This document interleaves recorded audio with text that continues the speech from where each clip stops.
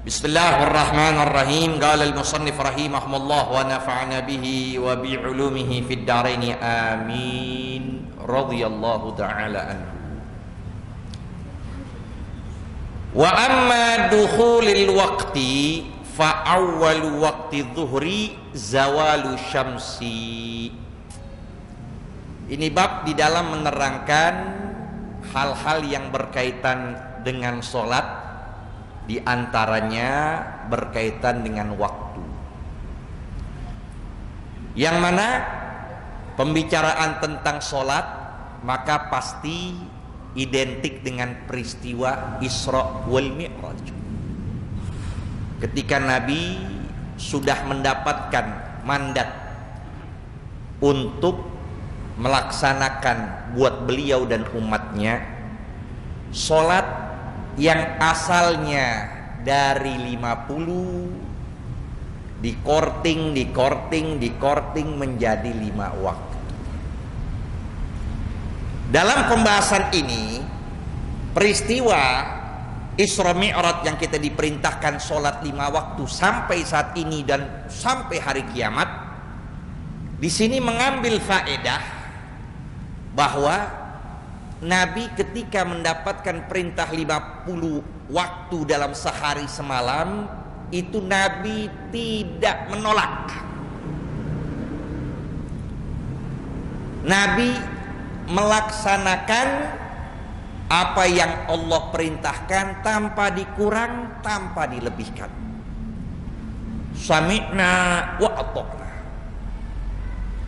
Tetapi ketika Nabi berjumpa kepada Nabiullah Musa alaihissalam, dan ini riwayat mutawatir, di hadis manapun berbicara tentang masalah beliau berjumpa kepada Nabi Musa. Ketika itu Nabi Musa bertanya, apa yang Allah wajibkan? Maka Nabi menjawab, untukku dan umatku melaksanakan sholat dalam sehari semalam 50 waktu. Disitulah Nabi Musa berkata kepada Rasulullah, is'al rabbaka was'alhu takhfif. Ya, minta kepada Tuhanmu agar diberikan keringanan. Nabi Musa dengar begitu, maka Nabi pun juga mendengar dan melaksanakan juga, datang kepada Allah. Akhirnya cerita di ujungnya, jadilah dalam sehari semalam menjadi 5 waktu.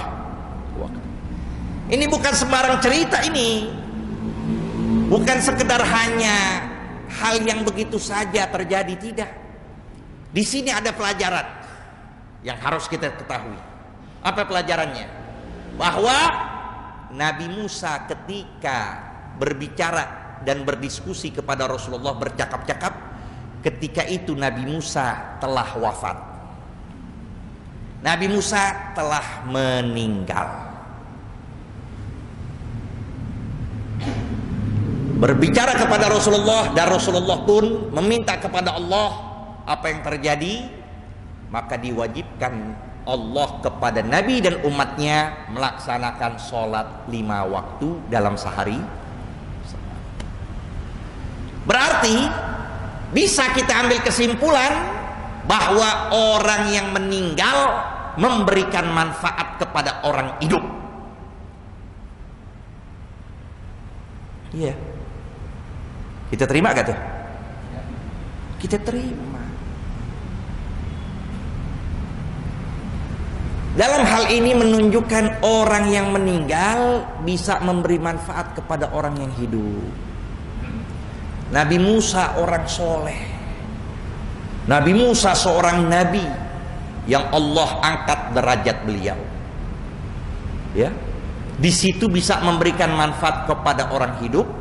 Maka pun bisa dijadikan kesimpulan, ketika orang datangi orang-orang soleh dengan dia ziarah kubur, dengan dia bertawasul dan sebagainya, maka di sini akan memberikan manfaat kepada orang tersebut karena dia masih hidup.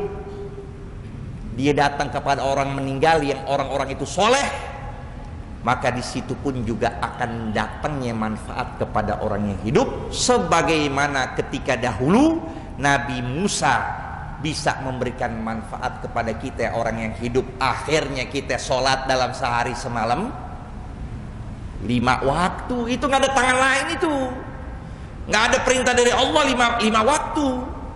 Itu lantaran sebab musababnya Nabi Musa yang ketika itu dia sudah meninggal. Jadi kalau kita datang orang soleh ziarah kubur, bukan kita sembah, kita bertawasul dengan wasilah orang-orang tersebut. Jadilah manfaat buat diri kita, sebagaimana Rasulullah ketika ketemu Nabi Musa, maka Nabi Musa itu bisa memberi manfaat kepada baginda Nabi besar Muhammad. Itu logikanya. Jangan apa-apa dibid'ahin, diharamin ubadul kubur, hamba-hamba kuburan. Jangan, lihat dong manfaatnya ada gak? Enggak kita nyembah, enggak kita cium-cium, enggak kita kasih wangi-wangian, tapi kita meminta kepada Allah dengan kemuliaan. Orang soleh ini semoga apa yang kita harapkan Allah kabulkan. Itu jadi manfaat, diamini nama mereka. Yang pertama. Yang kedua, nah dalam cerita ini bisa jadi 5 waktu. 5 waktu ini sudah ditentukan ketika peristiwa Isra Mi'raj, dari sholat duhur, asar, maghrib, isya, subuh. Nah, mana dalilnya itu menunjukkan bahwa Allah perintahkan kita 5 waktu dalam sehari semalam yang dimulai dari duhur, asar, maghrib, isya, subuh? Maka di sini ada 2 jawaban. Jawaban pertama, terkadang Allah perintahkan kita dengan sighah mufrad, as-shalah. Dalam surah Al-Baqarah ayat 43 disebutkan aqimus shalah. Aqimus shalah wa atuz zakah warka'u ma'ar raki'in. Aqimus shalah, dirikanlah salat, 1. Ya. Nah, dalam ayat lain surah Al-Baqarah juga disebut hafidhu ala salawati dengan bentuk jamak muannas salim, ya, yang artinya lebih dari 2.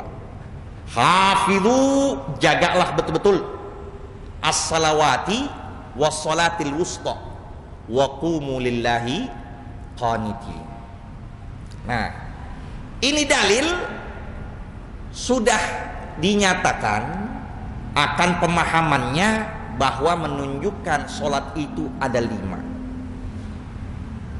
Nah, dari mana itu lebih lagi menjelaskan? Dari hadis lain. Jadi namanya wahyu yang Allah berikan bukan hanya sekedar Al-Quran, ada pula hadis Nabi. Itu pun juga namanya wahyu. Jadi yang harus kita percaya, kita jadikan sandaran dalam dalil apapun 2, Al-Quran dan hadis.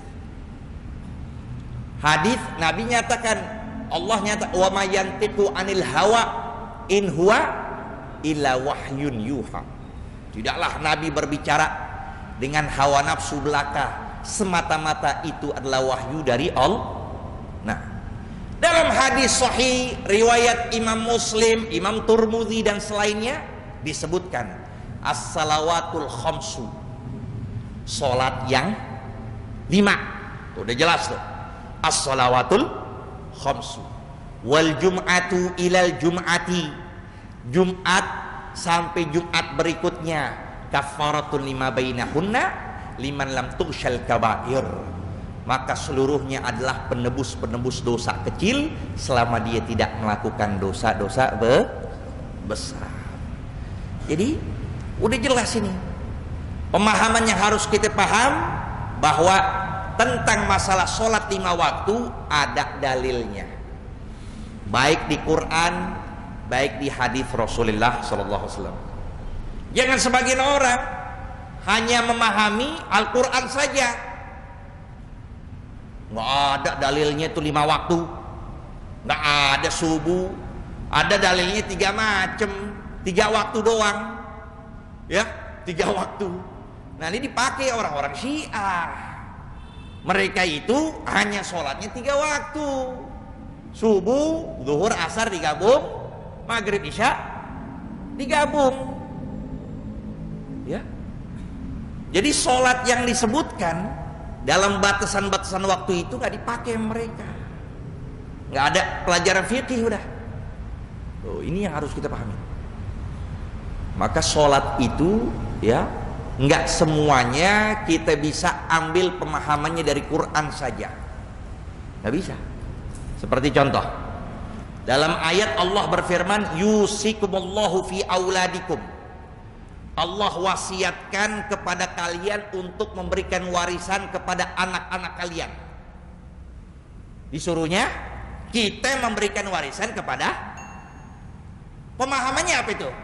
Berarti apapun sifat tuh anak, selama dia anak kita, kasih. Kan begitu? Sekalipun dia ngebunuh bapaknya sendiri, sekalipun tuh anak keluar dari Islam, ya kan? Nah, maka di sini ada hadis yang menjelaskan lagi. Nabi menyatakan, la yarithul qatil, atau al-qatilu la yarith. Orang yang membunuh bapaknya nggak bakal dapat warisan. Nggak dapat warisan. Tuh, dalam hadis lain juga, la yarithul muslimul kafira walal kafirul muslimah. Orang kafir nggak mewariskan dari orang muslim nggak mewariskan dari. Berarti kalau anaknya pas bapaknya meninggal di keluar agama, dapat nggak harta? Nggak dapat. Padahal ayat menunjukkan yusikumullah fi auladikum. Allah menyuruh kalian untuk memberikan warisan kepada anak-anak kalian. Nah itu perlu dipenjelaskan dengan hadis Rasulullah begitu. Jadi harus melengkapi dalam memahami.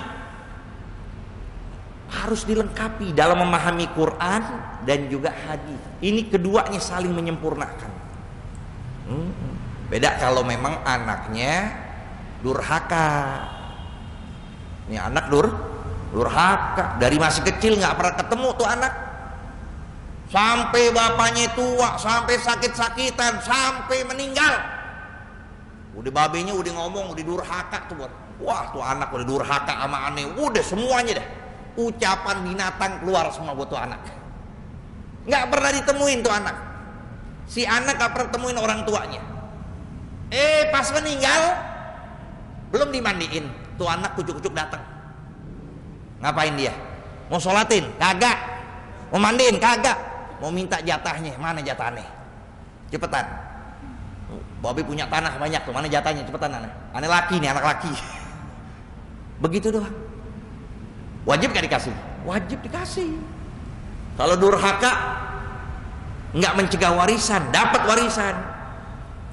Yang mencegah warisan itu murtad, itu tadi ya apa? Membunuh orang tuanya dan sebagainya. Itu begitu. Jadi harus dipahami bahwa dalam masalah ini 5 waktu di dalam Al-Quran dan di dalam hadis sudah jelas kalimatnya, ya, hafidhu ala salawati, jagalah kalian betul-betul sholat yang 5 waktu, wassolatil wusta, dan sholat pertengahan. Apa maksud sholat pertengahan tuh? Al-Habib Abdullah bin Muhsin Al-Attas, ya, sahib Bogor yang meninggal di Bogor, beliau menyatakan ini maksudnya adalah sholatul wusta, ai la takun mumillah tawilah wala takun qasirah mukhillah. Jangan terlalu panjang, orang jadi bosen, ya kan, pegel, ya, orang jadi makmum baca surah habis Fatihah surah Al-Baqarah misalnya, udah pegel kakinya begini-gini lagi begini. Jangan terlalu panjang. Kalau jadi imam jangan panjang-panjang, bikin fitnah. Udah surahnya pendek aja.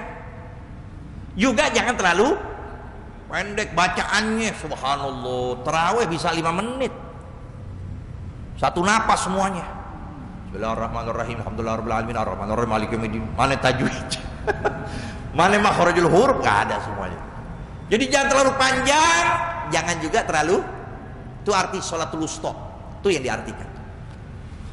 Tapi kebanyakan ulama tafsir maksudnya sholatul wusta adalah sholat asar. Ada yang menyatakan sholat subuh.